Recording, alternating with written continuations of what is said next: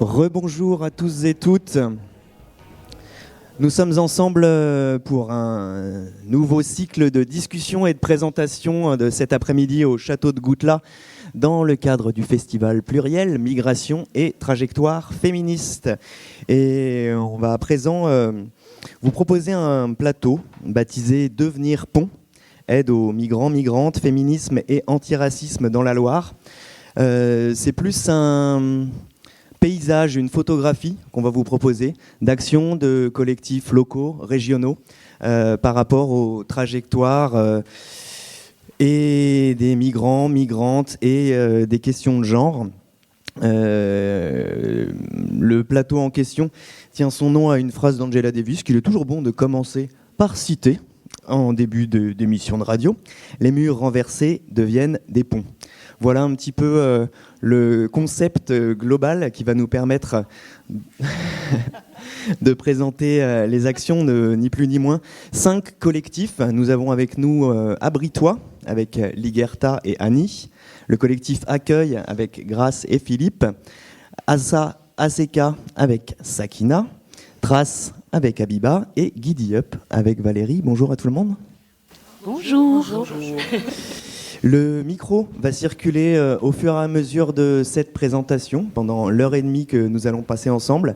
N'hésitez pas à réagir, intervenir, apporter vos visions des choses au fur et à mesure des présentations des différents collectifs. Si vous avez des questions aussi, on va essayer de faire un échange un petit peu convivial. Et on voulait commencer bien par vous, Abritois. Est-ce que vous pouvez nous présenter un petit peu votre collectif et votre action ? Ligerta, elle m'a dit, j'espère que ça va pas commencer par nous. Et ben voilà. Nous, avec Ligerta, on est complices en fait. On avait besoin d'être 2 pour être là parce qu'on a les chocottes. Tout va bien se passer. Alors, Abritois, c'est une asso. C'est une asso qui du secteur, quoi. On dit, comment on dit, du territoire. Voilà, du territoire. C'est une asso qui a 10 ans. Et elle est faite de personnes qui donnent sous forme de dons pour venir en aide à des personnes qui ont été déboutées de leur droit d'asile, qui sont souvent en OQTF, et donc il y a plus on va dire qu'il y a plus de structures qui les accueillent. Donc, OQTF, obligation de quitter le territoire français. Je pense qu'on va l'utiliser plusieurs fois. Donc... Oui. Voilà, donc du coup, nous, c'est des adhérents, des adhérentes qui, alors pour certaines, prêtent une maison, un appartement, donnent de l'argent. Nous, c'est vraiment sur l'hébergement. Abritois, c'est vraiment apporter un hébergement à des familles qui seraient sinon dans la rue. Voilà. Et Ligerta, elle fait partie des personnes en fait qui sont bénéficiaires de cet assaut. Voilà. Donc, si tu veux parler un petit peu, Ligerta. Alors, je viens d'Albanie. Il y a 1 an que je suis hébergée à Abritois. Je suis très heureuse qu'il y a de certaines associations parce que vraiment notre voyage c'est très difficile. Quand nous sommes arrivés ici, comme tous les gens, c'est quelque chose de nouveau pour nous. Qu'on ne sait pas qu'est-ce qu'on peut faire quand nous sommes débutés dans l'OFPRA ou SNDA où on a fait les demandes d'asile. Mais grâce à Abritois, on est pas mal de familles qu'on est hébergées. Et merci vraiment. Hein. Actuellement, c'est 14 familles en fait qui sont. Il y a 10 ans, c'était une famille. L'asso, elle a été créée pour venir en aide à une famille. Aujourd'hui, c'est 14 familles qu'on héberge sur ce territoire-là. Alors, qui à Montbrison, comme la famille de Ligerta, mais ça peut être aussi dans les petits villages. On a entendu Annie en parler ce matin. Voilà, dans les petits villages, c'est un petit peu plus difficile. C'est des problématiques différentes, mais on arrive à héberger quand même 14 familles actuellement. Alors, comment est-ce que vous êtes constitué pour proposer cette offre qui supplée un petit peu à des dispositifs d'État, si je comprends bien ? Comment vous en êtes arrivé à se dire il y a un besoin et il faut qu'on s'organise ensemble pour répondre à un manque ? Les personnes qui ont créé l'asso, je crois qu'il y en a une ou deux dans la salle hein, quand même. Moi, je suis arrivée il n'y a pas très longtemps dans l'asso, donc je ne pourrais pas parler du début. Le début, c'était vraiment une famille qui était à Montbrison, sous une tente dans le parc. Et ils se sont dit, bon, il faut faire quelque chose. Ils se sont mis autour d'une table et ils se sont dit, bon, qu'est-ce qu'on peut faire? Et ils ont apporté de l'argent les uns et les autres, quoi. Depuis, voilà, ça fait une dizaine d'années et ça a pris de l'ampleur à notre grand regret, parce qu'on a... Ça ne devrait pas exister une asso comme la nôtre, quoi, en fait. Donc, voilà, on fait avec les moyens du bord, quoi. Hein. Ouais. Vous êtes retrouvé aspiré dans une nécessité dans une tornade, par défaut, dans une tornade. Un appel d'air malgré vous? Parce que le pire, c'est ça, c'est-à-dire que là, pour l'instant, on a 14 familles et en fait, on fait appel encore à nous, quoi. Et le fait de dire, ben non, on peut plus, on n'a plus d'appartement, on n'a plus de quoi loger, c'est dur, quoi. Hein. Et voilà, on est un petit groupe de 8-9 personnes. On se retrouve tous les mois, une fois par mois, pour discuter de tout ça, pour voir comment on gère, parce que non seulement on héberge, mais on aide au quotidien pour les démarches administratives, pour les inscriptions à l'école pour les enfants. Et c'est dur, quoi. Voilà. Ouais. Et est-ce que vous êtes retrouvés, comme ça arrive à certains collectifs, à même être des relais renvoyés par des dispositifs d'État, je pense à des AS ou par la préfecture ou les services de la mairie? Oui, alors c'est pas la préfecture qui nous appelle, mais... qui vous appelle, mais qui conseille les gens d'aller vers vous? Oui, voilà. Donc on a des demandes qui viennent, qui du CADA, qui de l'AS du coin, qui dit mais il y a un Britois qui peut faire quelque chose. Mais c'est très très dur pour nous. Des personnes qui d'eux-mêmes nous interpellent en nous disant nous on n'a plus de logement à partir du mois prochain, est-ce que vous n'avez pas quelque chose pour nous? C'est vraiment très dur, quoi. Ouais. Et toi, Ligerta, tu parlais de demandes d'asile, de l'OFPRA, etc. Donc c'est toujours compliqué parce que c'est des demandes qui en général se font à Paris. Si tu es situé et que tu es arrivé aux alentours de Montbrison, qu'est-ce qui t'a amené dans ce secteur-là? C'est quoi le parcours qui t'a fait? Parce que c'est pas forcément plus facile de se retrouver dans des endroits où il y a moins de services administratifs. Oui, en fait, moi, j'ai fait une demande d'asile à l'OFPRA où j'étais refusée. Ensuite, j'ai fait aussi une demande d'asile à SNDA où encore j'étais refusée. Et grâce à Abri 3, je me suis hébergée parce que j'étais au milieu de la route. Je n'avais pas la solution. En fait, dans le petit village où j'avais habité avant, je connais Agnès, je crois qu'elle est là. Ils sont là, oui. Oui. Ils vous laissent seul au micro, mais ils sont avec vous. Et dans le petit village où j'avais habité, Agnès, elle m'a appris la langue française. Et c'était juste ce moment-là où j'ai parlé si je vais être refusée dans SNDA. Est-ce que vous pouvez m'aider pour trouver une solution ou je ne sais pas quoi? Je voudrais en profiter pour parler de quelque chose qui est très présent au niveau de l'asso. On se rend compte que les familles qui sont bénéficiaires, souvent la maman parle très vite le français, vient au cours... avec les enfants qui sont scolarisés, je pense que c'est peut-être ça qui aide. Et les papas sont plutôt restés dans leur coin à attendre que leur femme parle la langue du pays. Et il y a ce genre de choses-là qui nous interrogent.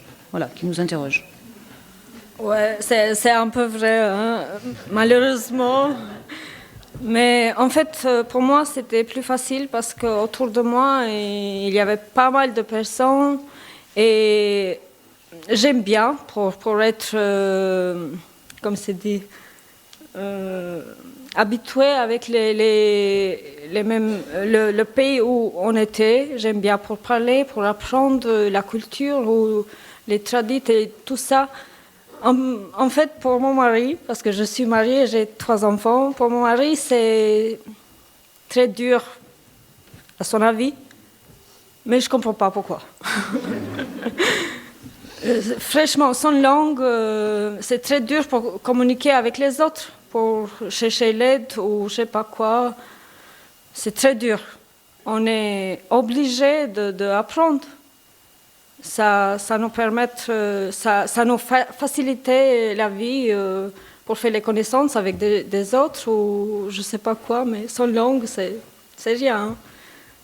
Mais c'est vrai que pour les hommes, c'est un peu plus difficile. Je ne sais pas, peut-être que les hommes albanais, parce que moi, je ne connais pas beaucoup, mais... Non, tous les hommes ont toujours été moins doués. Mais alors, concrètement, sur le dispositif, ça veut dire que vous êtes hébergé par des gens chez qui vous vivez, qui habitent là aussi? Vous partagez un foyer? Comment est-ce que ça se passe exactement? Non.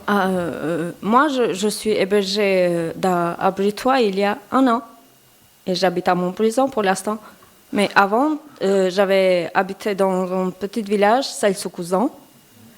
Et en fait, ça marche quand on vient ici, on fait une demande d'asile. Et après, par exemple, moi, je suis arrivée à Lyon, où j'ai fait aussi la demande d'asile. Et c'était eux qui m'ont trouvé une petite maison à Saïl-Soukouzan. C'est comme ça que ça marche. Je vais juste préciser, en fait, on a des adhérents, des adhérentes qui proposent des maisons vides, qui nous prêtent, en fait. Voilà. Donc, à Britois... Un grand luxe de la ruralité, peut-être. Bah oui, peut-être plus facilement dans le milieu rural qu'en ville. Et à Britois, en fait, subvient aux frais d'électricité, de gaz, voilà. Et pas de loyer, quoi. En fait, ça nous est prêté. Voilà. D'accord. Et c'était évoqué dans la table ronde de ce matin, les difficultés aussi de transport, de déplacement et de trouver de l'emploi dans des zones, alors pas Montbrison, mais c'est vrai qu'à Saïl-Soukouzan, ça va être des régions plus petites où il n'y a pas beaucoup de travail. Comment est-ce que vous avez rencontré un petit peu ces situations? Oui, c'est vrai, c'était difficile, mais c'était le CADA, c'est comme ça qu'il s'appelle l'organisation. C'était le CADA qui nous emmenait pour faire les courses pour les enfants, aller à l'école avec les papiers à la préfecture ou je sais pas quoi. Donc on avait un petit aide pour expliquer comment ça marche les choses ou pour faire les papiers ou les trucs comme ça. Parce que apprendre et comprendre ce qu'on peut faire, ça fait partie des choses les plus difficiles, non? Oui. Et dans les gens que tu as pu rencontrer, je pense à la demande de l'OFPRA ou dans les différents endroits où tu es passé, j'imagine il y a des gens qui habitaient dans des plus grandes villes aussi. Oui. Est-ce que tu as l'impression que le fait d'être une plus petite échelle, tu as réussi plus facilement peut-être à rencontrer, à intégrer et à t'en être mieux sorti, ou c'est pas du tout si simple? Non, c'est pas du tout très simple parce que à Saïl-Soukouzan, c'est vrai que c'est petit et nous, on connaissait entre nous. Mais à Montbrison, je pense qu'il y a plusieurs choix, plusieurs choses pour faire. Donc, c'est pas pareil, mais... Je suis désolée si... Non, mais c'est bien. Ouais. Ligerta, par exemple, tu peux parler de ce que... Elle va à la médiathèque régulièrement, elle va regarder ses mails. Enfin, oui. Ligerta, elle est super. Oui, pour ça que je dis qu'à Montbrison, il y a pas mal de trucs pour faire. Il y a la médiathèque, c'est la ludothèque pour les enfants, par exemple. Après, c'est le centre social où il y a plein de choses pour faire. Pour intégrer, c'est pas pareil comme à Saïl. À Saïl, j'étais toujours fermée à la maison. J'accompagnais les enfants à l'école, j'amenais, je préparais les trucs cuisinés ou je sais pas quoi. Mais à Montbrison, non, c'est pas pareil. Pour moi, ça bouge encore plus. Et pour moi, c'est super. Tout à l'heure, vous parliez des femmes, justement, qui visiblement faisaient plus lien. Est-ce que ça veut dire que dans les personnes qui sont accompagnées par Abritois, tu as rencontré plus les femmes ou quand même un petit peu tout le monde se croise au fur et à mesure? Est-ce que tu connais les autres personnes aussi ou pas spécialement? Oui. Je connais pas que les femmes, je connais les hommes aussi. En fait, c'est un peu difficile pour moi parce que... Je peux le dire? Bien sûr, vas-y. Parce que, pardon, mon mari, c'est un peu jaloux, puisqu'il ne sait pas parler, il ne comprend rien du tout, et il ne veut pas que moi je sorte, je fais la connaissance avec des autres personnes. Et ça, c'est un peu... ouais, tout à fait. Il n'est pas un peu jaloux, c'est un harceleur, ça s'appelle. Ouais, malheureusement, c'est vrai. Oui, mais c'est pas si facile. Hein. Mais tu as l'impression que du coup, c'est le rôle dans la famille qui a changé, qu'il a du mal à vivre? C'est ça que j'entends ou... Chez moi, c'est... Tu dis ce que tu veux, hein, après je pose des questions, mais c'est vrai que c'est un peu intime. Il n'y a pas de souci, hein, puisque je suis là, je vais parler. Mais chez moi... c'est vraiment... Par exemple, je prends mon mari, hein, personne d'autre. Mais mon mari, il ne veut pas que je me sorte, je fais la connaissance avec des autres personnes parce qu'il a peur que je vais quitter. Mais puisque je suis 13 ans avec lui, ça ne veut pas dire que si je sorte, je vais lui tromper ou je ne sais pas quoi, qu'est-ce qu'il imagine. Mais chez moi, c'est très difficile parce que un homme, il veut décider pour toutes les choses.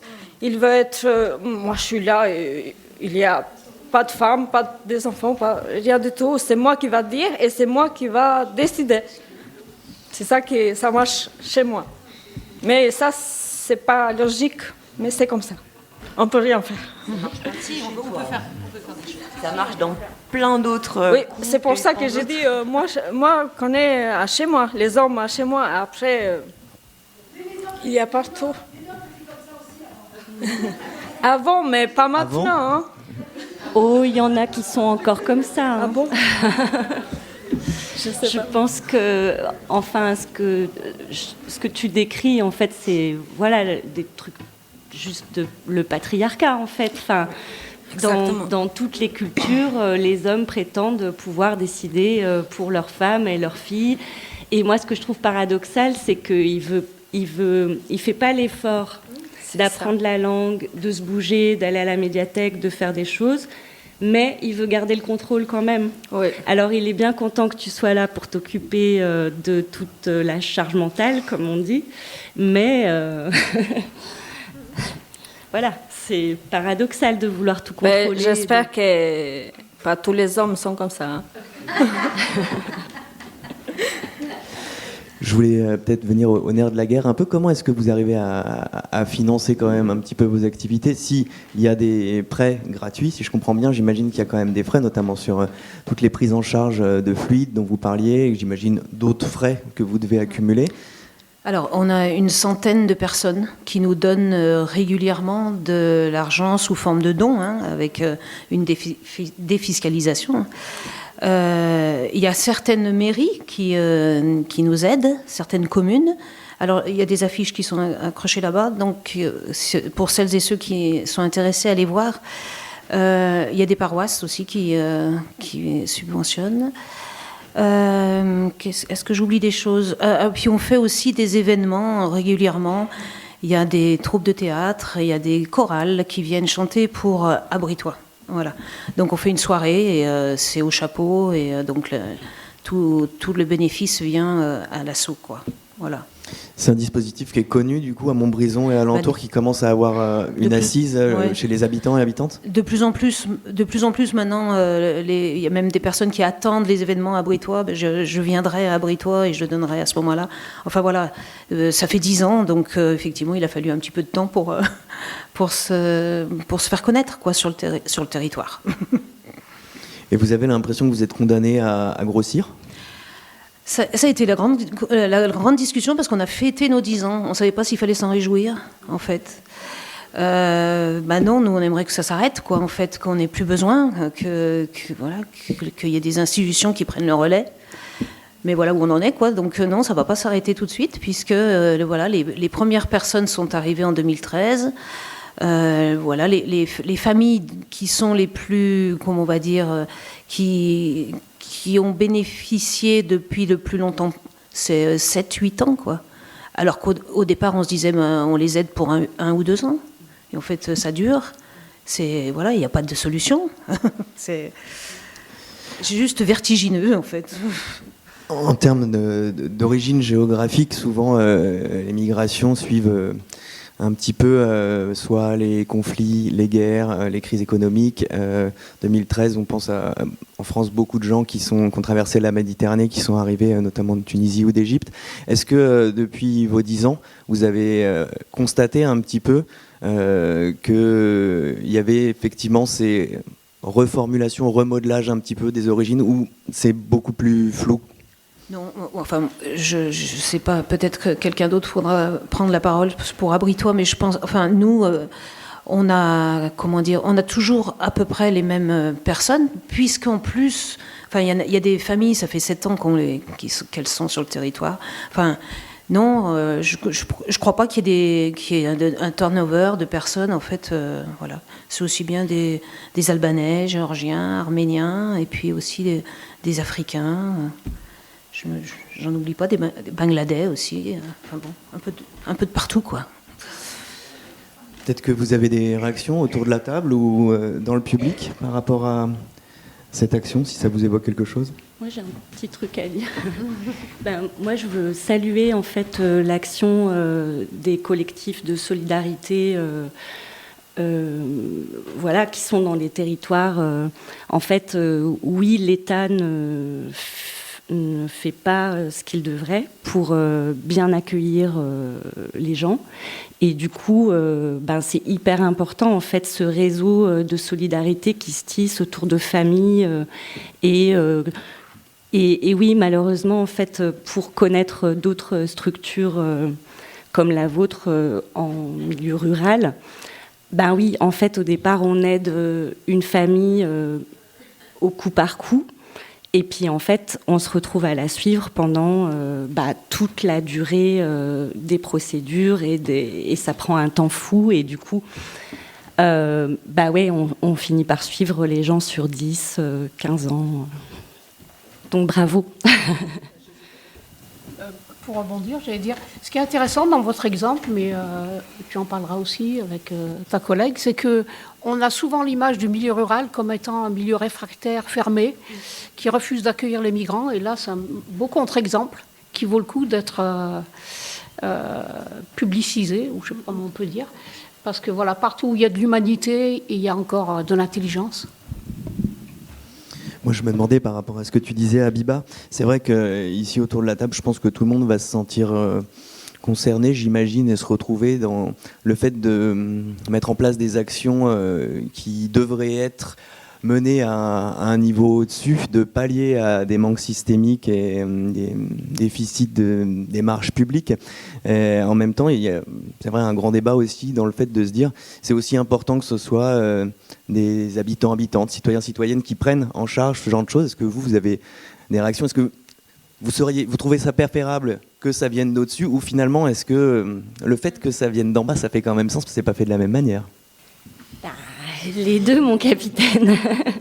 C'est-à-dire que, en fait, l'idéal, ce serait que les politiques publiques soient pas des politiques. Il faut que je fasse attention à ce que je dise. Mais j'ai envie de dire raciste et utilitariste. Enfin, pour revenir à ce qu'on disait tout à l'heure, en fait.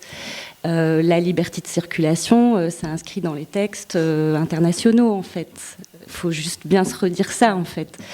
Après, l'État a plus de moyens que les collectifs citoyens, en fait. Après, il est heureux de voir que malgré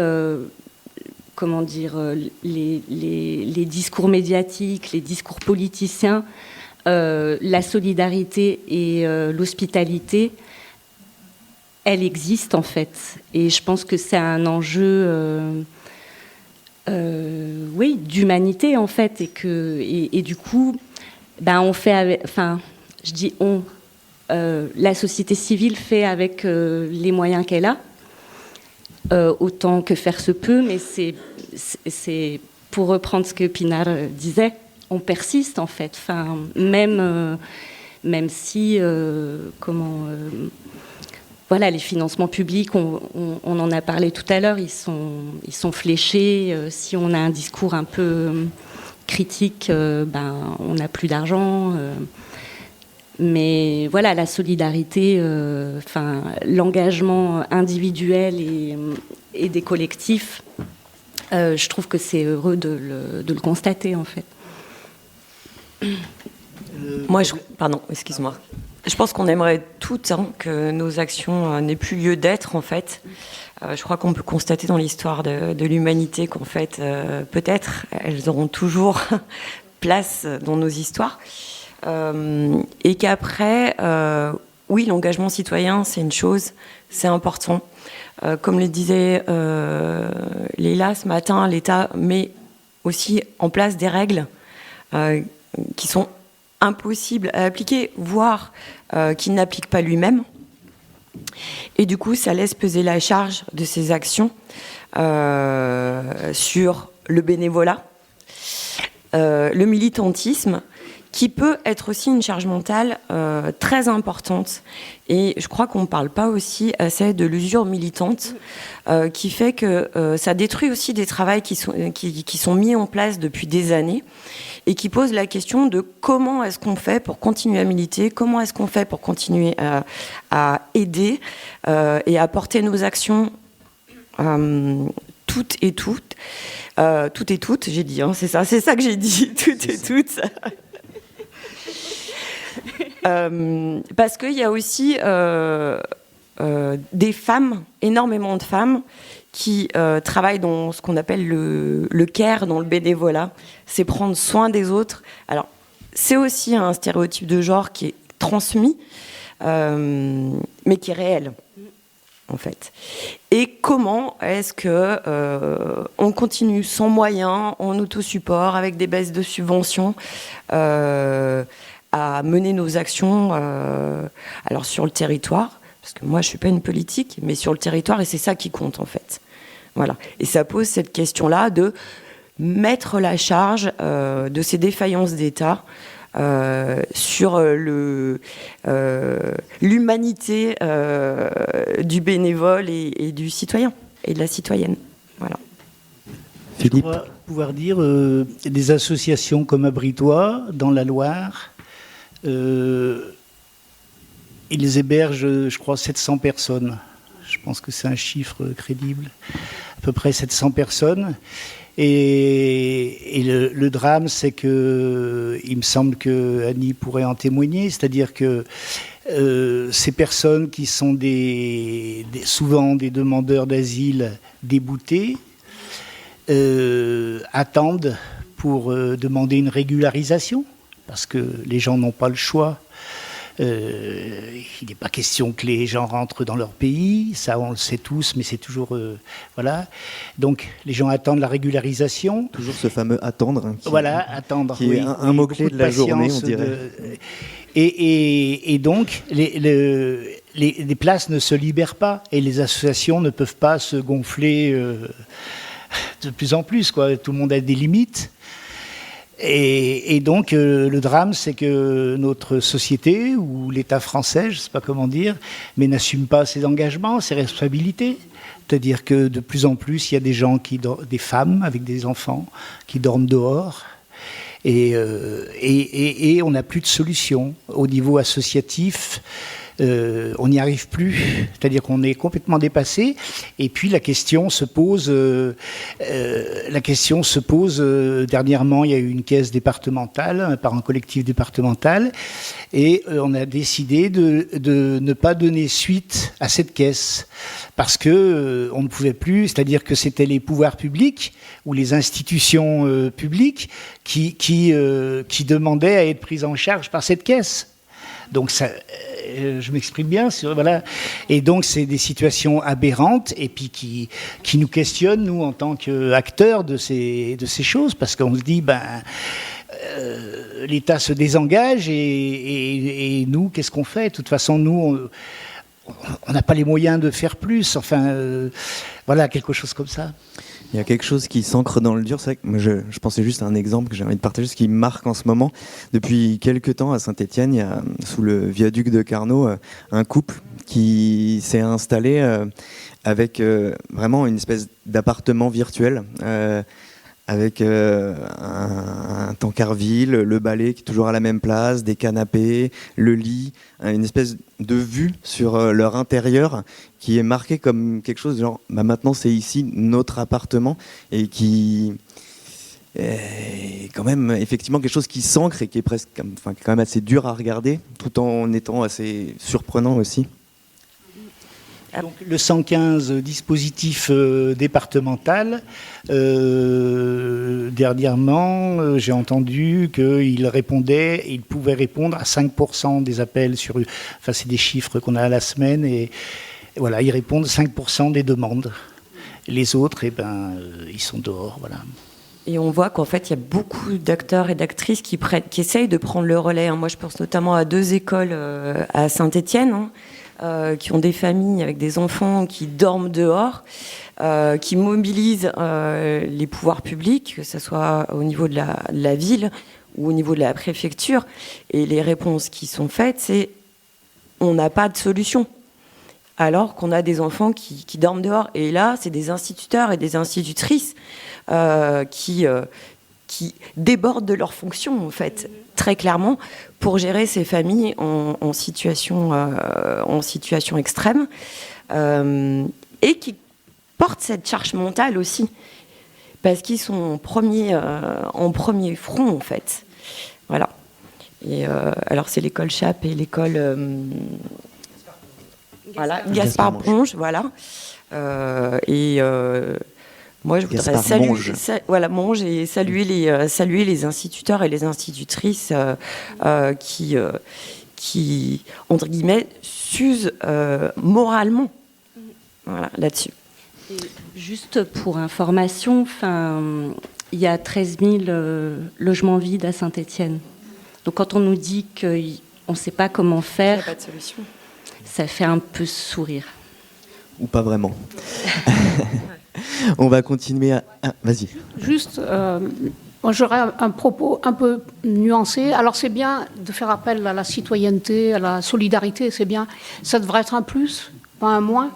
Et le droit au logement, c'est un droit, c'est pas une option. Donc ça, il faut le rappeler. Et quand les politiques nous bassinent beaucoup, surtout par les temps qui courent, sur la République laïque. La République, elle ne peut pas être laïque si elle n'est pas sociale. Et si on délègue toutes ces actions à la charité chrétienne ou islamique, ou etc., il ne faut pas s'étonner du délitement de la société. Il ne faut pas confondre la charité et puis les droits des gens. Et malheureusement, petit à petit, on est en train de glisser vers, par exemple, ce qui se passe en Italie. Moi, j'ai vu, typiquement, l'accueil des migrants, les cours qu'on donne aux migrants, c'est l'Église qui s'en occupe. Est-ce qu'on veut de ça? Personnellement, donc, l'État, il doit faire son boulot. Voilà. On va continuer à échanger d'ensemble, mais on va aussi se déplacer un petit peu et revenir pas très loin d'ici, justement, avec le collectif Accueil, qui est plutôt basé sur Bouin, Noir-Étable. Donc, avant de donner la parole à Grace, je présente le cadre de rencontre avec ces personnes. Donc, je fais partie d'un collectif qu'on appelle le collectif Accueil de Bouin, Noir-Étable. Et ce collectif s'est implanté en 2013 à Bouin du fait de l'arrivée d'un centre d'accueil pour demandeurs d'asile qui s'est installé à Bouin à cette époque. Donc des gens se sont mobilisés pour manifester leur hospitalité. Voilà. Ce collectif s'est déplacé avec le déplacement du centre d'accueil pour demandeurs d'asile il y a 5 ans, en 2018. Ce centre s'est déplacé encore plus vers des zones rurales, vers la campagne, dans un village qui s'appelle Saint-Turin. Donc l'association qui gère ces demandeurs d'asile, dans le cadre proposé par l'État, a acheté une ancienne grande école, et ils ont un établissement là. Et donc depuis, ce centre d'accueil pour demandeurs d'asile accueille des gens à Saint-Turin, mais aussi dans des appartements qu'ils louent dans le privé, à Bouin, à Sailles, à Noir-Étable, dans toutes ces campagnes, à Saint-Didier. Voilà. Et donc notre collectif, juste pour dire des petites choses concrètes, c'est on propose, on est 60, 70, je sais pas, ça fait longtemps qu'on ne sait pas compter. Et puis il y a une vingtaine ou 25 personnes actives, impliquées dans des cours de français. Donc, qui sont donnés par des bénévoles dans les villages, dans les différents villages, dans des mairies, dans des locaux privés, enfin voilà. Il y a un club, pas un club, une réunion de dames hebdomadaire qui est soutenue par des dames du collectif à Noir-Étable. C'est voilà. Comment ? Il y a du soutien scolaire, on fait du soutien scolaire, on organise des distributions, des récupérations de vêtements, de meubles, enfin toutes choses, de jouets, de livres, toutes choses pour que tout le monde ait accès à ces choses utiles. Et voilà, et c'est important de dire que la plupart du temps, quand on peut, notre proposition, elle se limite pas aux personnes en migration, mais elles peuvent être utilisées par toutes les personnes qui en ont besoin, quoi. Voilà, et c'est dans ce cadre-là donc qu'on a rencontré Grace, donc qui habite à Noir-Étable. Si tu veux te présenter. Moi, c'est Grace. J'habite à Noir-Étable, je suis avec mes 4 enfants. J'ai décidé de venir avec les 4 enfants pour les protéger. Je ne sais pas si je peux dire acte barbare de la famille de mon époux. Et comme lui, il ne peut pas aussi nous défendre ou bien nous protéger, tout comme le pays aussi. Donc, j'ai décidé un beau matin, j'ai préparé, comme je travaillais. Chez moi, quand j'étais au pays, je travaillais dans le pétrole. Quand ils ont commencé déjà à planifier de les faire excuser ma fille, j'ai dit non. Comme ils ne peuvent pas me demander, ils ont décidé entre eux, voilà. Donc je me suis dit, un bon matin, je vais aller au boulot, je reviens. Ils vont prendre la fille et puis c'est comme ça. Donc moi-même, je n'ai rien dit. J'ai préparé tout doucement. J'ai pris nos visages, j'ai démissionné, j'ai pris mes enfants et puis du coup, je suis partie. Et quand ils se sont rendus compte, elle n'est plus là, je n'ai même pas dit à mon époux, rien. Donc là, je suis arrivée avec mes 4 enfants à Lyon. J'ai fait la demande d'asile. Et puis là, ils m'ont envoyé d'abord à Saint-Didier comme logement. J'habitais là-bas j'avais fait 6 mois à Saint-Didier. J'ai demandé à l'OFRA, ça n'a pas marché, à la CNDA aussi. Mais entre-temps, ils m'ont ramené à Noir-Étable. Donc, je venais à l'église avec les enfants. Comme même au pays, on partait à l'église. Donc, là, quand j'étais déboutée, je savais où aller avec les 4 enfants. Donc, il est question d'aller appeler les 115. J'ai essayé aussi d'appeler chaque jour les 115. Et il me disait qu'il n'y a pas de place, Entre-temps, mon fils, le dernier, il a 3 ans. Et le grand, l'aîné, a 14 ans. Donc, il y a une dame qui est avec nous à l'église. Comme tout le temps, moi, je viens à l'église et je les aide au catéchisme. Et puis, voilà, j'enseigne, je me suis intégrée à la paroisse. Donc, la dame, elle le connaît bien à la paroisse. Elle dit non, s'il faut aller dans la rue, elle préfère qu'on vienne habiter avec elle parce que c'est une dame de 90 ans. Elle a dit en haut, il n'y a pas de chauffage, il n'y a rien, mais comme c'était en été, elle dit ça ne dérange pas. Si ça ne vous dérange pas, en entendant que vous trouvez mieux, donc c'est comme ça. On est allé chez elle et puis voilà.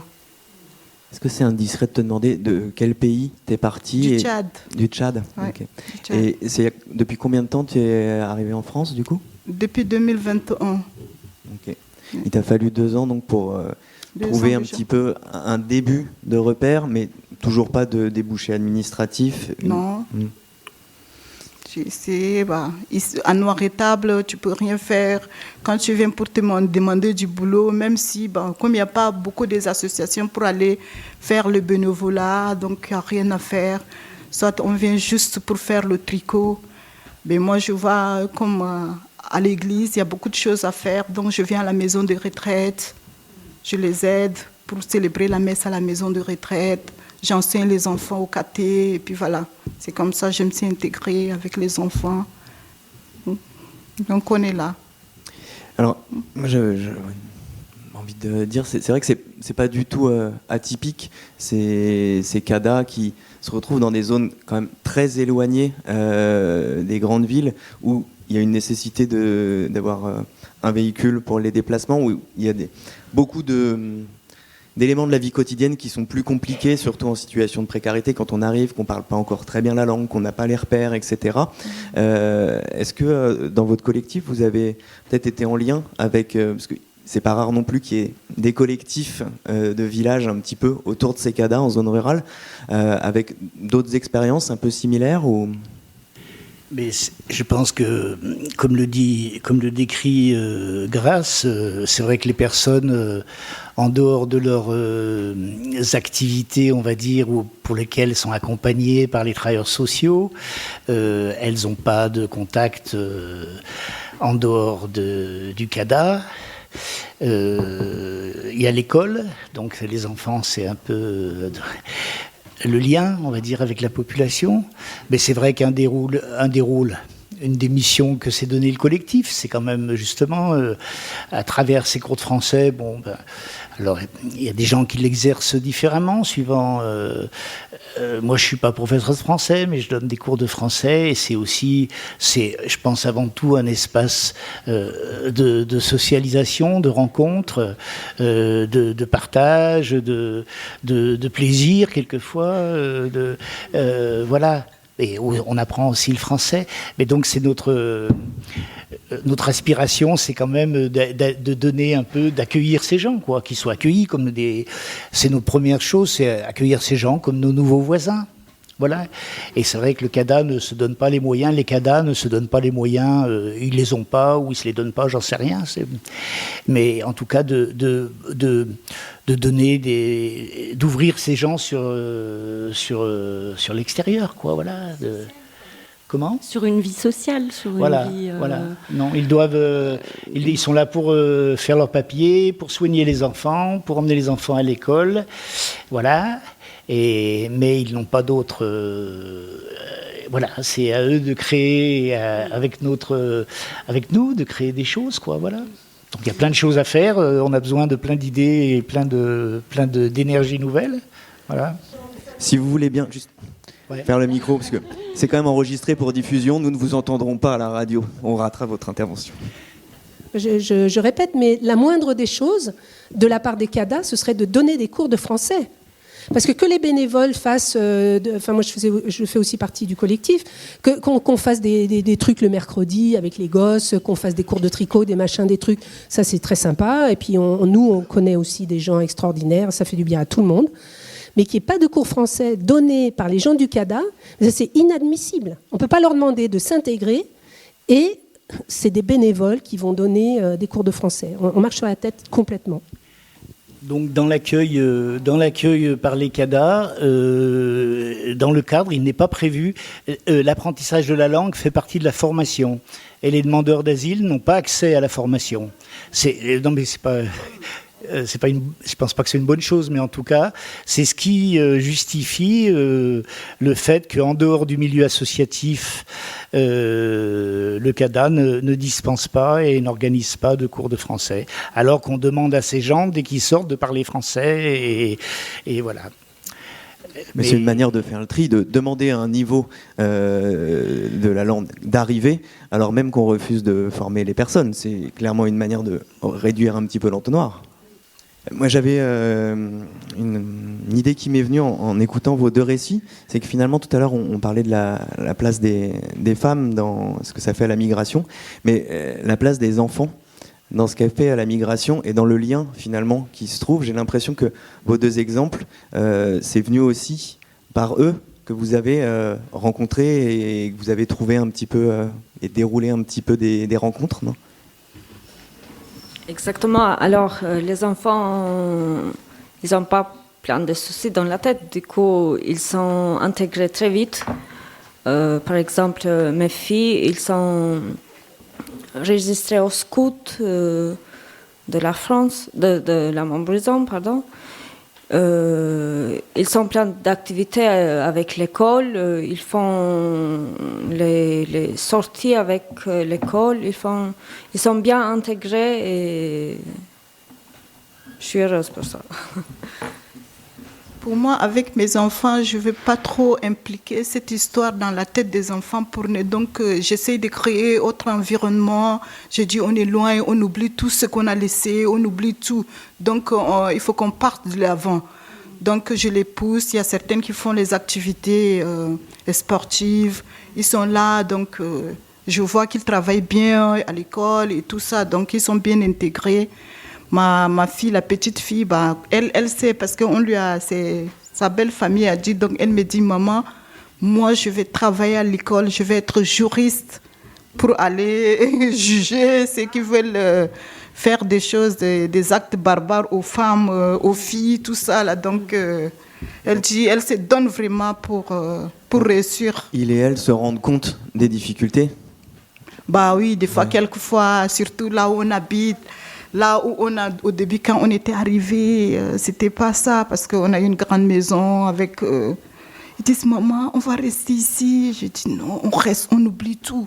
On fait comme si on n'a rien, et puis c'est maintenant, on recommence notre vie à zéro. Parce qu'on a quitté là-bas, parce qu'on a des soucis, on ne peut pas rester. C'est pourquoi on est venu là. Donc, il faut qu'ils oublient. Si déjà on trouve un toit pour mettre la tête, Dieu merci, et puis voilà. Donc, depuis lors, c'est parti.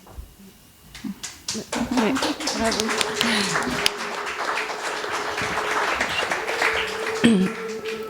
Moi, quand même, ce qui me questionne un peu, là, dans vos témoignages de personnes exilées, en fait, et c'est vraiment une question qui me travaille un peu beaucoup ces derniers temps, c'est que, en fait, justement, il y a quand même des standards de protection de l'enfance dont la France est signataire. Et du coup, ça questionne un peu ce parcours administratif où du coup les parents sont déboutés du droit d'asile, mais les enfants sont scolarisés. Et du coup, en fait, on maltraite délibérément des mineurs, en fait. Et ça me fait penser aussi à la question des exilés mineurs qui arrivent tout seuls, en fait. Et où, là, l'exemple qui me vient tout de suite à l'esprit, il y a une structure à Saint-Étienne qui s'appelle la Maison Solidaire, qui est une structure complètement citoyenne, qui est absolument pas aidée, qui n'est pas reconnue par le département. On met donc des bâtons dans les roues même, on peut le dire. Et on leur met des bâtons dans les roues, et en fait, c'est juste hallucinant. C'est-à-dire que vous, Grâce, vous êtes partie du Tchad parce qu'il y avait un risque de torture sur vos enfants. Du coup, je ne comprends pas... voilà, peut-être que je suis trop naïve ou je ne comprends pas comment on laisse délibérément les gens dans la merde. Ces situations où l'OFPRA est quand même régie aussi par des accords diplomatiques interétatiques de qui est reconnu comme pays, etc., dans des situations, on dit, compliquées, et le refus aussi de prendre en compte des situations dites individuelles. Alors là, on parle quand même de pratiques systémiques, mais par contre, c'est des accords entre États, bien sûr des accords qui sont en général liés à des économies interétatiques et qui effectivement refusent de prendre en charge et du coup condamnent à l'isolement ces personnes. Au Tchad, par exemple, il y a la loi qui interdit, mais en réalité, c'est pas ça. C'est juste, on écrit un papier, et puis voilà, on est là, tu vois, tout le temps, chaque jour, combien de personnes qui sont donc, et ils se basent sur la loi, c'est que L'État dit, voilà, il y a ça, ils se basent sur ça, mais comme ils ne vivent pas la réalité, nous, on vit la réalité, et on sait ce qui se passe. Donc, c'est ça, c'est qu'est-ce qu'un pays sûr et qu'est-ce qu'un pays pas sûr, en fait. On va pas pouvoir répondre à cette question tout de suite. Il reste 3 collectifs. J'en profite juste pour vous dire que normalement le 22 décembre, il y aura une soirée de soutien organisée au bénéfice de la Maison Solidaire à Saint-Étienne. Donc c'est pas encore tout à fait annoncé, mais voilà. Save the date. Save the date. Et oui, et continuer donc à présenter les différents collectifs autour de la table. Sakina, est-ce que tu veux nous présenter un petit peu une de tes activités? Alors, peut-être avant de parler de l'association Assarazkan, d'ailleurs c'est la première fois que j'entends un Français parler kabyle, bravo à toi, tu vas pouvoir...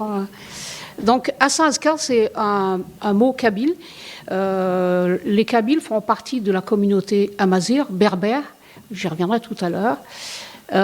Et donc l'association a pris ce nom par rapport, c'est un slogan qui a été mobilisé pendant les manifestations en Algérie.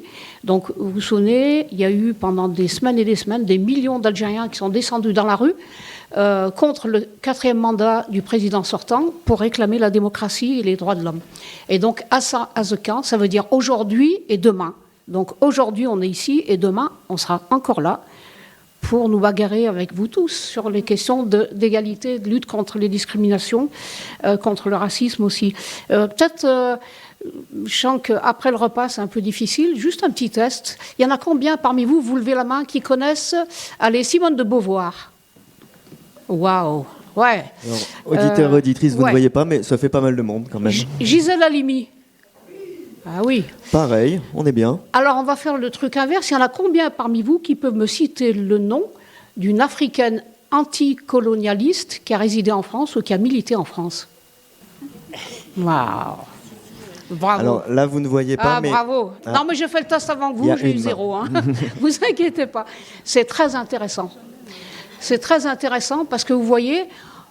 On a des images donc positives de féministes, parce qu'être féministe, pour moi, c'est positif. D'ailleurs, je ne vois pas comment on peut être démocrate sans être féministe ou antiraciste. Mais bon, on a une image très marquée, donc une femme française, j'aime pas les termes de couleur, blanc, enfin en tout cas, voilà, notre imaginaire collectif, c'est ça. Et par contre, quand on est africaine ou d'origine africaine, alors je parle de l'Afrique au sens large, ça intègre aussi les pays d'Afrique du Nord, eh bien, on n'a pas de nom. Et ça, c'est très intéressant, parce qu'à Assarazkan, on travaille aussi sur ces images et les stéréotypes qu'on mobilise et qui alimentent ensuite le rejet de l'identité, ou l'identité des parents, qui alimentent aussi le racisme.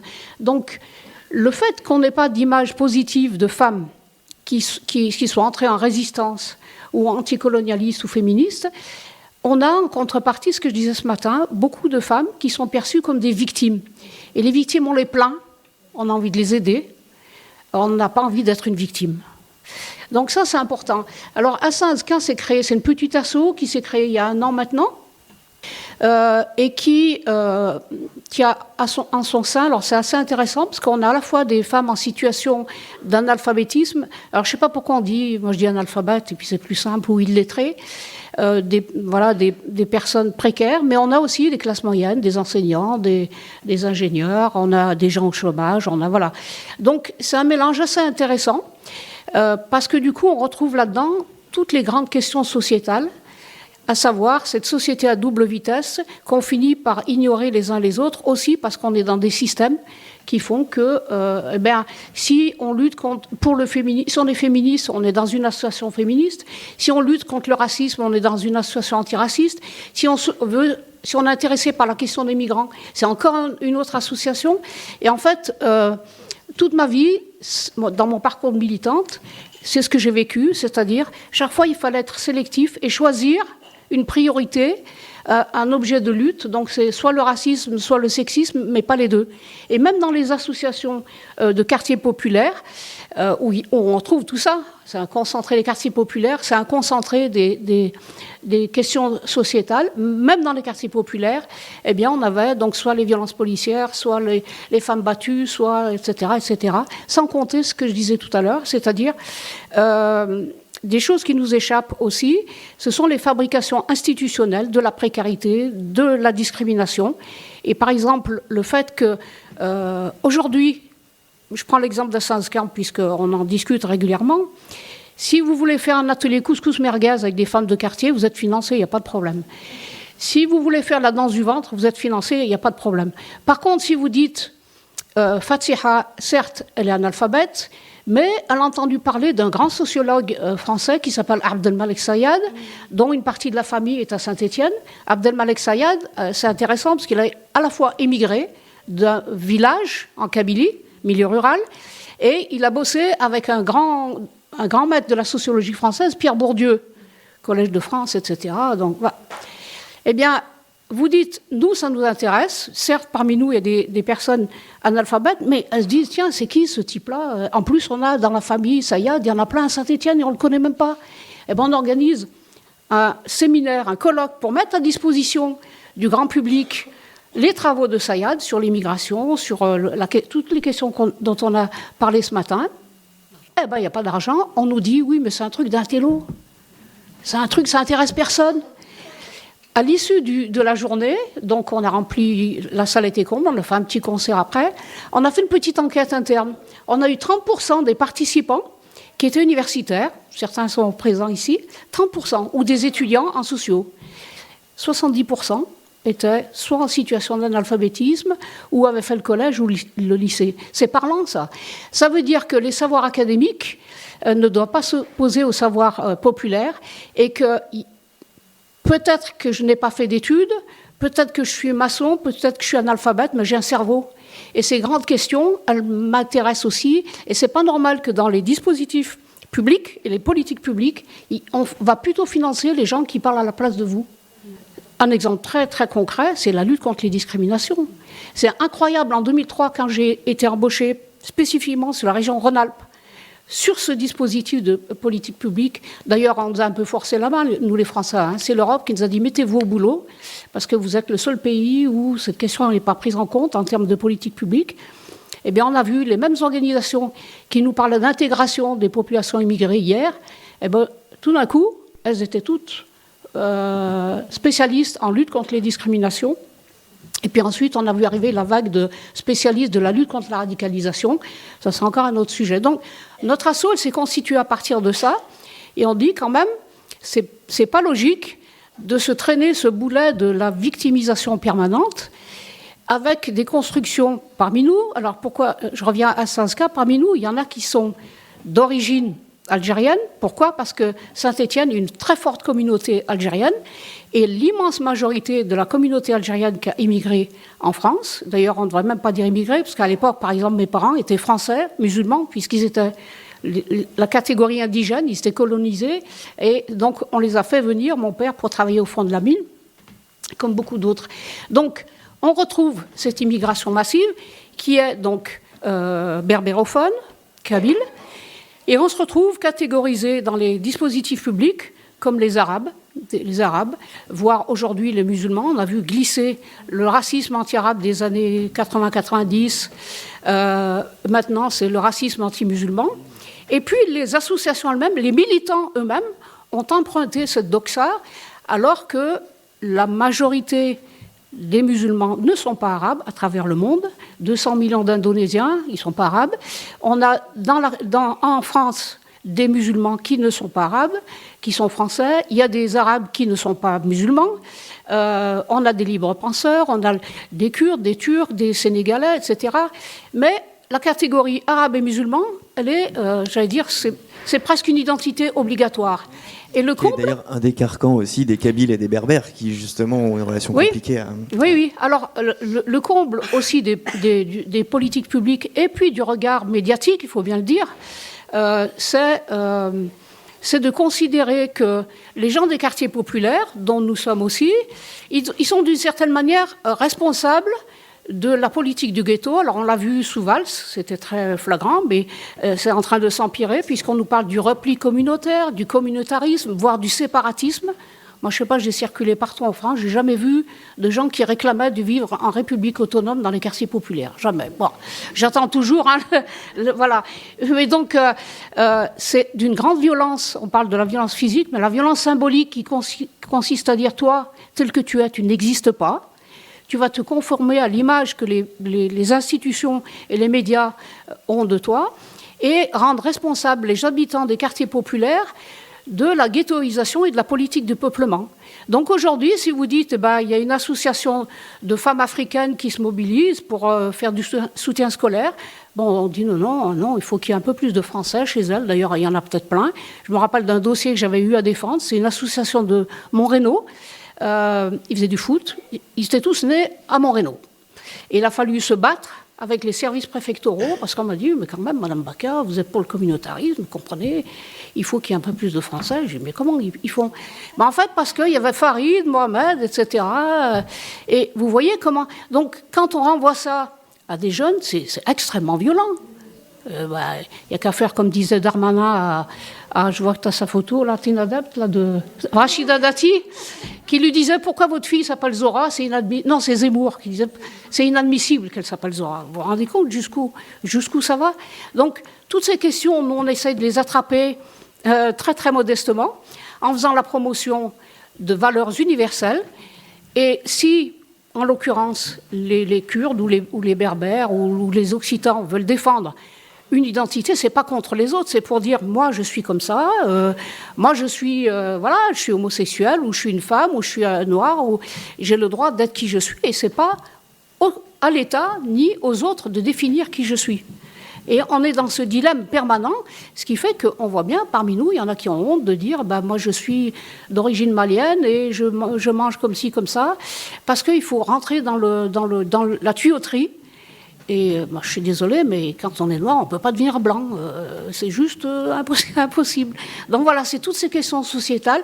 Je peux vous donner 1 ou 2 exemples des actions qu'on a mis en place pour être succincte. Ouais, pour fermer ma gueule. Tout à fait. Non, pour laisser la parole au suivant. Absolument, ouais, parce que Et puis après, on va danser. Quand on parle en France, je reviens encore à la charge parce qu'il y aurait beaucoup à dire. Quand on parle du concept de négritude, il y a beaucoup de gens qui lisent ici, il y a beaucoup d'intelligents là parmi nous. La négritude, ça vous dit Léopold Sédar Senghor, voilà, Aimé Césaire, etc., Félix Éboué. Eh bien, on les connaît comme étant des militants anticolonialistes, mais quasiment personne, moi la première, et c'est un scoop, eh bien toutes ces personnes ont pu se réunir et se rassembler grâce à qui? À 2 femmes noires anticolonialistes, voilà, chez elles, donc Paulette et Jeanne Nadal. Elles se réunissaient dans le salon de ces 2 femmes pour parler politique et lutte anticoloniale. Personne ne les connaît. De la même manière, tout le monde connaît MeToo. Eh ben, le mouvement MeToo, il est né comment? Il est né à partir du cas de Tarana Burke, qui a lancé, donc il y a 10 ans, ce mouvement pour parler des violences sexuelles à l'égard des filles noires. Donc on voit bien comment le fait de rendre invisibles toutes ces formes de résistance politique, ça fait apparaître une catégorie ou des catégories de la population comme étant d'éternelles victimes, des gens qui s'en foutent, des gens qui ne sont pas citoyens. Voilà. J'arrête ici.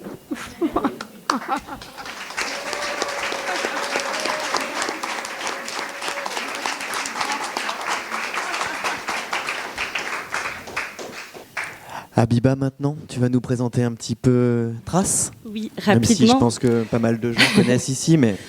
Alors, Trace, c'est un réseau qu'on appelle Mémoire et Histoire, qui a été fondé il y a maintenant 23 ans, qui vient de la société civile et qui regroupe des acteurs, à peu près 300 partenaires dans toute la région Auvergne-Rhône-Alpes.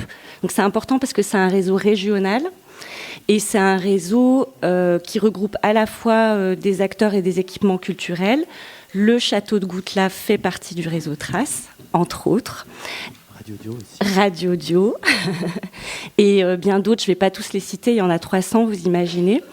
Et donc ça regroupe des équipements culturels, des laboratoires de recherche, des associations de solidarité, ou même des collectifs informels qui aident le squat qui vient de s'ouvrir. Voilà, et du coup, les deux principaux axes, c'est produire des actions à dimension mémorielle autour des questions migratoires et l'accompagnement solidaire auprès des personnes migrantes, et avec des actions principalement culturelles, de sensibilisation et tout ça. Et du coup, si on parle de l'histoire et de la mémoire des immigrations, il faut aussi parler de l'histoire et de la mémoire de leur lutte. Et pour rejoindre ce que disait Sakina, les immigrés, ça fait longtemps qu'il y en a en France, et ça fait longtemps qu'ils et elles luttent pour leurs droits. Et du coup, là, je vais faire court, parce qu'il y aurait des millions de choses à dire. Mais du coup, moi, dans la préparation de cette table ronde, là, on est en plein dans les 40 ans de la marche pour l'égalité et contre le racisme de 1983. Du coup, là, on est dans une phase de commémoration qui a commencé le 15 octobre et qui va se finir début décembre. Et du coup, moi, je voulais parler un peu de la place des femmes dans cette marche. Et voilà, simplement dire que depuis longtemps, en fait, les femmes de l'immigration luttent pour elles-mêmes. Et du coup, là, c'est pour ça que j'ai sélectionné la page. Je suis sur une page où il y a la tête à Rachida Dati et Ramayad. Sakina craque depuis tout à l'heure à chaque fois qu'elle baisse les yeux. Et du coup, voilà, je voulais dire que bien avant 83, les femmes, les mères, les sœurs sont présentes au cœur des luttes sur le terrain. Et voilà, moi j'ai découvert ça il n'y a pas longtemps, mais il y avait une troupe de théâtre qui s'appelle la Caïna à Stein dans le 93, qui utilisait la scène pour dénoncer la condition des femmes, mariage forcé, violence conjugale, et des travailleurs immigrés en référence à leurs pères et à leurs frères. Il y a les deux fameux collectifs Zahmat banlieue à Lyon, le JALB à Lyon aussi, la troupe Tganous, l'association AFMA, Association Femmes Maghrébines en Action à Marseille.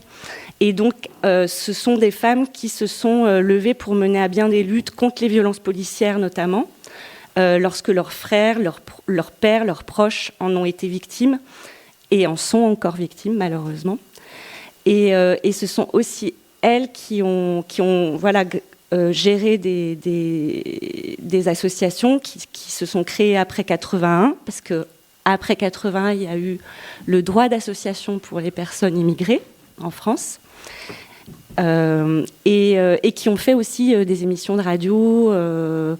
À Aubervilliers, il y avait un groupe de femmes qui ont fait des émissions de radio, à Lyon, je ne peux pas être exhaustive, mais bon, je veux quand même souligner que c'est des bandes de petites meufs qui ont sillonné les quartiers lyonnais pour mobiliser sur les violences policières, contre la double peine.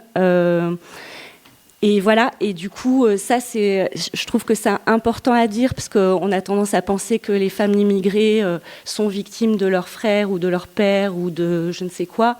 Non, ce sont aussi des actrices et des personnes qui œuvrent à améliorer le monde.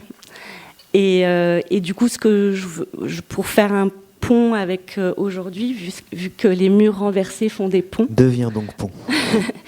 Et je veux aussi saluer le fait que cet héritage, ça fait aussi que aujourd'hui on a des personnes qui sont plus médiatiques, comme Assa Traoré, Amal Bentounsi, Ramata Dieng et bien d'autres en fait.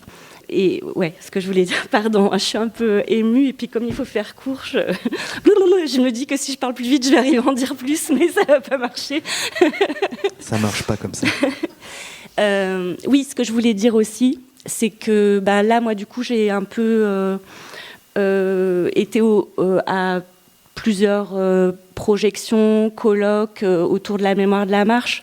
Et parfois, on peut être un peu amer en se disant que 40 ans après, et voilà, en juin, Naël est mort. Et on sait aussi ce qui s'est passé pendant les révoltes qui ont suivi. Mais bon, ce que je veux dire aussi, c'est qu'il y a quand même un héritage, il y a quand même un héritage de lutte. Et il y a aussi maintenant des personnes, ça c'est un échange qu'on avait avec Tarek Kautari, qui est un marcheur. Et on est intervenu dans un lycée 3-4 jours après qu'il y ait cet enseignant qui se soit fait assassiner. Et moi, j'étais un peu comme ça. C'était ma première intervention dans un lycée pour parler de la marche et pour parler du coup du racisme et des violences policières et que c'est une vieille histoire. Et il y a des jeunes qui disaient ouais, mais en fait ça sert à rien. De toute façon, manifester pacifiquement, on nous écoute pas. En fait, c'est quand on crame tout que.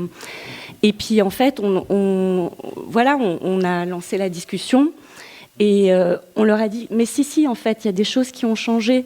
À l'époque où Tarek était à l'école, il n'avait pas des enseignants qui s'appelaient, je sais pas moi, Rachida, Malika. À l'époque où moi, qui suis plus jeune que Tarek, j'étais à l'école, j'ai eu une enseignante de la maternelle jusqu'à la terminale, j'ai eu une enseignante racisée. C'est vrai que par rapport aux photos, aux icônes que tu as, je repense à ce que disait Sakina tout à l'heure, d'absence de modèle, etc. Déjà, entre vos deux générations, tu en as peut-être eu un petit peu plus. Ah bah oui. On n'a pas dit que Rachida Dati, c'est mon modèle. Non. Ah non, on est bien d'accord. Et d'ailleurs, autant de modèles que de contre-modèles, parce que c'est important pour se construire aussi. Non, mais c'est vrai que moi, oui, j'ai grandi avec des figures, Jamila Bouhired, voilà, des femmes inspirantes, quoi. Mais bon, ce que je veux dire, c'est que Tarek, il citait l'exemple du chauffeur de bus. Quand on était petit, les chauffeurs de bus étaient jamais arabes ou noirs, et encore moins femmes. Bon, en fait, les combats qui ont été menés, on peut avoir beaucoup d'amertume parce que, là, maintenant, le racisme, il est vraiment décomplexé. Je crois qu'on peut même parler de fascisation du débat public, mais il y a des personnes issues de l'immigration qui font des études supérieures. Il y a Leila Bencharif qui est docteur en géographie. Enfin, pardon, mais c'est important en fait. C'est important quand on est gamin de grandir en se disant je ne suis pas obligée d'être manœuvre ou mécanicien auto ou caissière à Monoprix en fait. Enfin, et c'est pas pour être insultante envers ces professions en fait. Et voilà, donc voilà, la lutte continue et le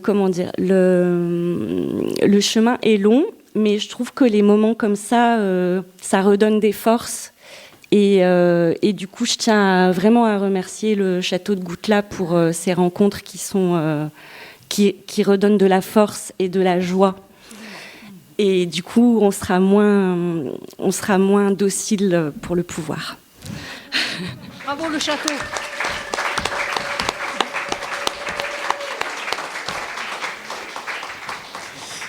Et on va finir, bien sûr. Une remarque super courte. J'entends parler des sœurs Nardal et c'est génial. Il y a 3 ans, je crois, Philippe Grolmude, il est de Clermont-Ferrand, il a publié chez l'Harmattan, il a retranscrit les interviews brutes qu'il a réalisées avec Paulette Nardal. Et il demande qu'à être invité. Donc on peut communiquer facilement les contacts. Et puis pour faire une blague, mais qui est très sérieuse, à chaque fois qu'on dit Rachida Dati, je partage la même réaction que Sakina. Je ne sais pas pourquoi. On est bien d'accord. On va finir ce tour d'horizon, ce tour de table en parlant aussi de représentation et de modèle, je pense. Oui. Et c'est à toi que va incomber la lourde tâche de terminer cette boucle autour de la table.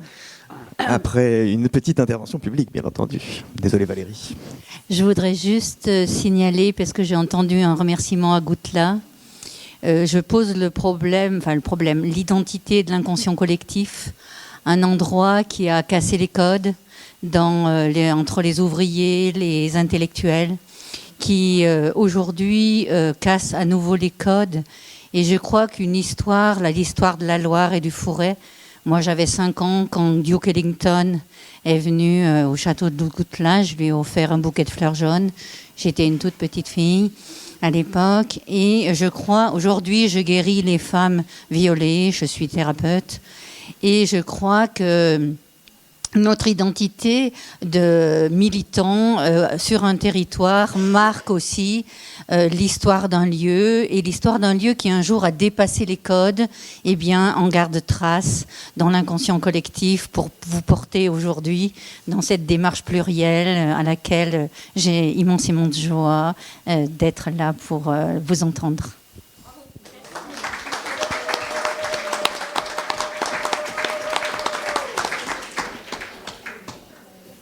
Ah, c'est à moi. Ah, c'est à toi, pour Giddy Up, donc. C'est ça, voilà, exactement. Eh bien, moi, je suis la présidente et la fondatrice de Giddy Up. Alors, Giddy Up, qu'est-ce que c'est ? C'est une structure qui agit en faveur de l'égalité des genres dans les arts et la culture. Donc, un peu moins essentiel, paraît-il, que toutes les structures présentes autour de cette table. Donc, ils travaillent sur ce périmètre-là. D'ailleurs, ça serait curieux que tu commences à avoir des complexes vu ton action quand même. Il faut... Non, j'ai pas de complexe. J'essaie juste de repositionner le Tetris dans le bon sens par rapport à ce qu'on fait. Donc, on travaille donc dans l'égalité des genres, notamment dans la musique, puisque moi-même je suis DJ. Et ouais, une meuf de plus de 40 ans, DJ en musique électronique. C'est pas pour me faire applaudir, mais c'est juste que quand on parle de cassage de code, à un moment, il fallait au bout du cassage de code. Et je crois que c'est important. Donc, travailler sur la visibilisation des artistes féminines. Aujourd'hui, dans les musiques actuelles, c'est entre 14 et 17% sur nos scènes. Avec des choses qui se passent, des lignes qui bougent, des injonctions. Et notamment pour correspondre à des critères de financement, Mais on s'aperçoit qu'au final, les lignes, elles grimpent, mais elles stagnent dans le plateau. Donc c'est travailler sur le pourquoi et le comment. Donner aussi le modèle auquel des artistes féminines peuvent aussi s'identifier. Alors, je ne parle pas de moi, mais de manière générale, et légitimer, en fait, le fait, un jour, de rêver d'être une artiste sur une scène, et notamment par rapport aux plus jeunes et aux adolescentes. Donc, c'est aussi du travail en non-mixité, ou en mixité choisie, parce qu'on sait que, notamment chez les adolescentes, l'apprentissage est facilité par la mixité choisie. Et tout ça dans un mode féministe, bien évidemment, et intersectionnel, parce que pour nous, il n'y a pas de féminisme sans intersectionnalité. Voilà, donc ça, c'est sur la partie égalité des genres dans la musique. Et puis, à un moment, on se pose aussi la question du sexisme, de cet environnement de la musique et des arts en général, qui est censé être un environnement bienveillant, à gauche, ouvert, et qui réfléchit à ces problématiques-là, et dans lequel on s'aperçoit que ça va pas de soi, et loin de là. Et entre autres, parce que toutes les violences, donc VHSS, violences, harcèlement sexiste et sexuel, sont aussi très présents dans cet environnement-là. Alors, que ça soit dans les structures, que ça soit au niveau des artistes, au niveau des techniciennes, et puis au niveau du public. Voilà.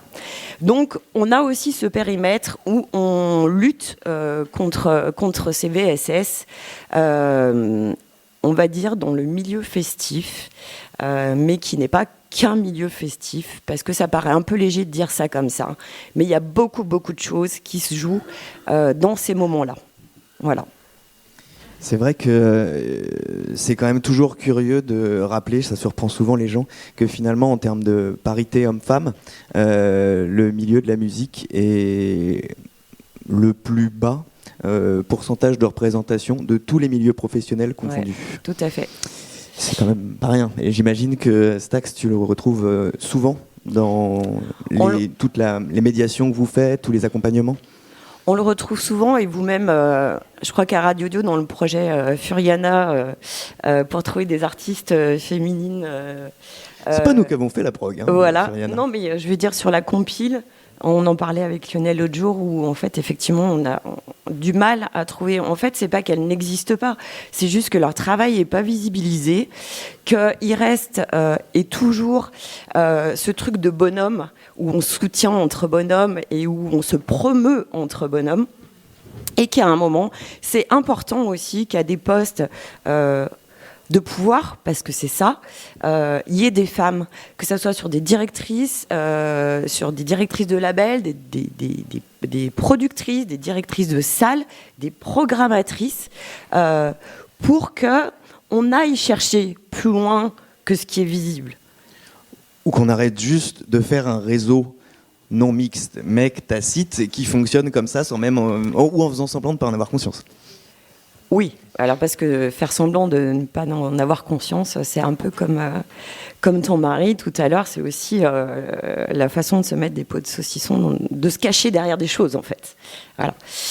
Donc on travaille là-dessus et alors nous on est tout nouveau, hein, on est toute petite encore, on est un bébé association, on existe depuis mars 2022 et on voit bien que tout ce travail associatif repose aussi sur la bonne volonté des bénévoles qui travaillent avec nous et sans qui tout ça n'est absolument pas possible. Voilà. En sachant que nous, on est en autosupport aujourd'hui et que, alors je vais leur faire un gros clin d'œil parce qu'à chaque fois, ma team de bénévoles de prévention sur les VSS en milieu festif, qui se font des bonnes soirées de 20h à 6h du matin sur des tardives, sur des soirées électroniques, voilà, et je leur tire mon chapeau parce qu'effectivement, sans elles, tout ça, ça pourrait pas exister, quoi. Voilà. Je voulais juste compléter parce que tu as parlé des directrices de labels, voilà, que les postes importants sont souvent tenus par des hommes, mais il y a aussi médiatiquement. En fait, les journalistes stars qui font les interviews, qui écrivent des articles dans les revues reconnues, je ne pense à personne, qui portent des lunettes noires et qui passent à la télé. C'est que des mecs et du coup, il y a un système de cooptation aussi par les mecs. Et puis, si on va un peu plus loin dans l'intersectionnalité, être une meuf artiste, non racisée, c'est compliqué. Mais alors, si on cumule le tout, voilà, c'est aussi voilà. Et il y a quand même ce truc de comment les gens se cooptent et soutiennent la sororité, quoi. Voilà. C'est ça qu'on dit. Et alors, je vous parle pas non plus de l'agisme, hein, parce que dans la musique, à partir de 30 ans, comme dans le cinéma, comme dans le théâtre, on est des ultra seniors et un petit peu périmés. Donc ça aussi, ça fait partie des choses, hein, des discriminations. Si on parle de DJ en musique électronique, on en connaît tous des cinquantenaires et des quarantenaires. Par contre, est-ce qu'on connaît des femmes ? Non. Voilà, on connaît Laurent Garnier, Manu le Malin, voilà, qui ont fait partie de l'histoire d'Éric May, Fortplane, voilà. Les femmes. Mais parce qu'il y a aussi effectivement quelque chose d'assez compliqué, parce que À l'école de musique, on est à 50-50 hommes-femmes en termes de pratique de la musique. Sur les pratiques amateurs. Ouais. Et au fur et à mesure qu'on avance, effectivement, il y a toujours ce problème. Et c'est un des problèmes justement pour garder les têtes d'affiche, c'est le maintien d'une carrière sans rupture professionnelle et énormément d'embûches qui sont faites. Alors, que ça peut être dans plein de cas ou du harcèlement, des grossesses, énormément de choses qui font que derrière on ne retrouve pas sa place et qui fait que effectivement à 50 ans, une femme qui est restée DJ par exemple, DJ. Pardon. Pas DJ. Le DJ, le het est minorisant. Une maison, une maisonnette. Une DJ, une DJ. Okay. Alors que les femmes étaient très présentes au début. C'est ça. De la même manière dans le domaine de l'informatique. Dans le domaine de l'informatique, les femmes étaient très présentes et puis hop, elles ont disparu. Je vous renvoie au film, je ne me souviens plus comment il s'appelle, qui a été tourné aux États-Unis. Hidden Figures. Ouais, les figures cachées. Ouais, où on voit comment toutes ces femmes informaticiennes qui étaient noires de surcroît, voilà, elles ont disparu. C'est intéressant de voir comment... C'est dommage qu'on n'ait pas eu le temps d'aborder la question du racisme et des discriminations à caractère raciste, parce que de plus en plus, dans l'opinion publique, on a l'impression que le racisme, c'est une opinion, le racisme, c'est un délit condamné par la loi. Les discriminations grossophobes, homophobes, sexistes, racistes, ce sont des délits, pas des opinions, quand bien même elles seraient portées par une idéologie et un parti politique. Donc ça, il faut vraiment qu'on se mette ça dans la tête, parce que... Alors je crois que sur ces sujets-là, il est toujours important de se recentrer sur le droit, qui n'est pas toujours juste, mais en tout cas, qui est aussi... qui ne donne parfois pas lieu à débat, et notamment quand on parle de violences sexistes et sexuelles, où on sait très bien que les histoires ont des zones de flou. Toute histoire de violence sexiste et sexuelle a une zone de flou, parce qu'on se retrouve dans l'intimité des personnes, et souvent c'est des paroles contre paroles. D'ailleurs, on voit bien le nombre de plaintes classées sans suite aujourd'hui sur ces questions-là. Et je pense qu'il est toujours intéressant de se recentrer sur le droit. Ça, c'est interdit. Ça, c'est sanctionné. Et ça ne donne pas lieu à débat, en fait. Parce qu'à un moment, il n'y a plus de débat. Quelle victime va juste se faire plaisir à aller porter plainte pour viol ? Quel est le parcours d'une victime ? Qu'est-ce qu'elle subit comme traumatisme en plus de son agression dans les parcours judiciaires? Qui a envie d'aller mentir lors d'une déposition au 9-9 devant des gens qui ne sont pas formés et qui parfois sont maltraitants de manière consciente ou inconsciente? Donc arrêtons avec ça, recentrons-nous sur le droit et j'ai envie de dire croyons les victimes, point, barre, et terminé quoi. On n'en parle plus. Et arrêtons ces arguments de mascu en disant oui mais. Non, il n'y a pas de oui mais quoi. Voilà. Donc nous on travaille là-dessus en milieu festif, où on récupère beaucoup de premières libérations de parole.